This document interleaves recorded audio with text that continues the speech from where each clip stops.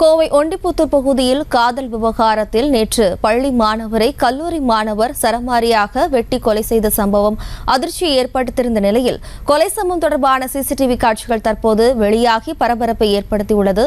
இதுகுறித்தான கூடுதல் விவரங்களோடு நமது செய்தியாளர் பரிமளா இணைகிறார். வணக்கம் பரிமளா, விவரம்.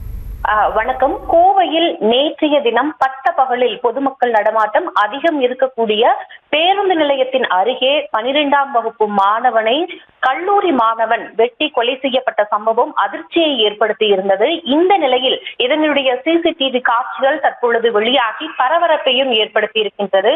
கோவை ஒண்டிப்புதூர் பகுதியைச் சேர்ந்தவர் பிரணவ். இவர் நேற்று காலை ஒண்டிப்புதூர் மேம்பாலம் அருகே உள்ள இனிப்பு கடை ஒன்றின் அருகே நின்று கொண்டிருந்தார்.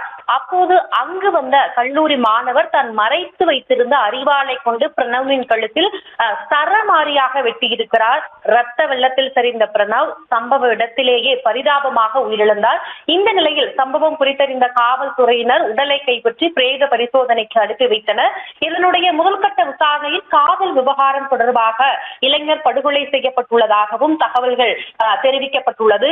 இவ்வாறான சூழலில் கொலை செய்த இளைஞர் காவல் நிலையத்திலும் நேற்றைய தினமே போய் அவரே சரணடைந்திருக்கிறார். அவரிடம் கொலை செய்யப்பட்ட இளைஞருடன் என்ன காரணத்திற்காக பகை ஏற்பட்டது என்பது குறித்து காவல்துறையினர் தீவிர விசாரணை மேற்கொண்டு வருகின்றனர். பட்ட பகலில் இளைஞர் ஒருவர் இவ்வாறு படுகொலை செய்யப்பட்டிருப்பது மக்கள் மத்தியில் மேலும் ஒண்டிப்புதூர் பகுதியில் பதற்றத்தை ஏற்படுத்தி இருக்கிறது. இதனுடைய சிசிடிவி காட்சிகள் தான் தற்பொழுது வெளியாகியுள்ளது.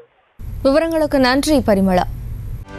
செய்திகளை உடனுக்குடனும் துல்லியமாகவும் தெரிந்து கொள்ள சப்ஸ்கிரைப் பண்ணுங்க.